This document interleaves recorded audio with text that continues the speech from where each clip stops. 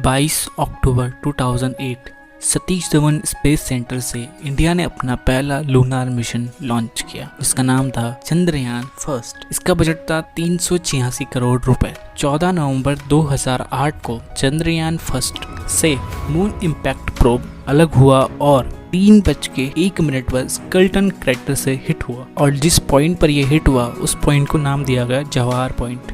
और इसी के साथ इंडिया 5th कंट्री बन गया था जो कि मून की सरफेस पर पहुंच पाया। साल 2019 को इंडिया ने अपना second lunar mission Chandrayaan second launch किया, जो कि कुछ टेक्निकल ग्लिचेस की वजह से अबॉर्ट करना पड़ा। चंद्रयान सेकंड को एक हाफ सक्सेसफुल मिशन माना जाता है क्योंकि जो ऑर्बिटर है वो आज भी मून के चारों ओर घूम रहा है और इसी ऑर्बिटर की मदद से चंद्रयान 3 को सॉफ्ट लैंडिंग करने में मदद मिली। फिर आता है साल 2023 और इंडिया अपना थर्ड लूनार मिशन चंद्रयान 3 को 14 जुलाई 2023 को सतीश धवन स्पेस सेंटर श्रीहरिकोटा से LVM-3M4 रॉकेट से लॉन्च करता है और ये 5 अगस्त 2023 को मून ऑर्बिट में इंसर्ट होता है और 23 अगस्त 2023 6:02 पर मून की सरफेस पे सॉफ्ट लैंडिंग करता है। और इसी के साथ इंडिया फर्स्ट कंट्री बन गया था जिसने साउथ पोल पर सक्सेसफुल सॉफ्ट लैंडिंग की। तो चलिए अब चंद्रयान 3 के बारे में डिटेल में बात करते हैं। सबसे पहले इसका डिजाइन। चंद्रयान 3 में 3 मेन कंपोनेंट्स है: प्रोपल्शन मॉड्यूल, लैंडर और रोवर। प्रोपल्शन मॉड्यूल का वेट 2100। ये लैंडर और रोवर को लूनर ऑर्बिट में ले जाने का काम करता है। यह बॉक्स लाइक स्ट्रक्चर होता है जिसमें एक साइड पर लार्ज सोलर पैनल लगे होते हैं। इसी प्रोपल्शन के साथ माउंट होता है अपना लैंडर।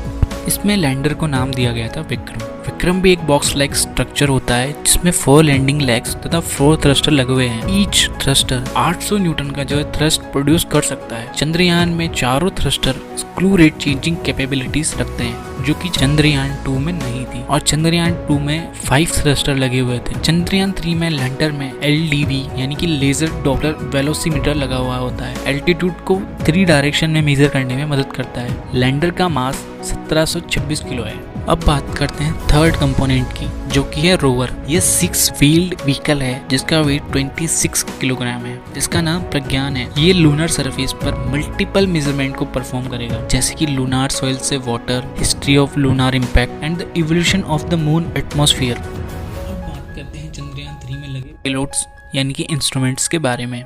सबसे पहला इंस्ट्रूमेंट है चंद्रास सरफेस थर्मोफिजिकल एक्सपेरिमेंट यानी कि खास। ये लूनार सरफेस की थर्मो कंडक्टिविटी और तापमान को मेजर करने का काम करेगा। दूसरा है Elsa instrument for lunar seismic activity और थर्ड है रंभा LP। ये लूनार सरफेस में इलेक्ट्रॉन्स और जो प्लाज्मा डेंसिटी है वो ओवर द टाइम कैसे चेंज हो रही है उसको मेजर करने का काम करेगा। फोर्थ है EPXS alpha particle X ray spectrometer. ये लूनार सरफेस के केमिकल कंपोजिशन और mineralogical composition of the lunar surface को भी मेजर करने का काम करेगा। फिफ्थ है LIBS laser induce breakdown spectroscope. ये लूनार सॉइल तथा रॉक में एलिमेंटल कंपोजिशन को पहचानने का काम करेगा। और सिक्स्थ है अपना shape spectropolarimetry of habitable planet earth. ये अर्थ के स्पेक्ट्रल और पोलरीमेट्रिक मेजरमेंट को लूनार ऑर्बिट से स्टडी करने का काम करता है। अब बात करते हैं मिशन लाइफ की। लैंडर मॉड्यूल का जो मिशन लाइफ है वो है 1 लूनार डे यानी कि 14 अर्थ डेज और रोवर भी सेम 1 लूनार डे 14 अर्थ डेज।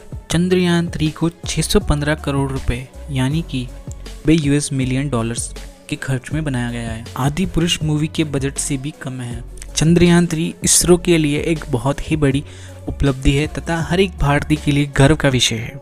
और ISRO in future Aditya L1 और गगनयान को प्लान कर रहा है। आदित्य L1 एक इंडियन सोलर ऑब्जर्वेशन मिशन है और गगनयान एक इंडियन क्रूड स्पेसक्राफ्ट प्रोजेक्ट है जो कि इन फ्यूचर हमें देखने को मिलेगा।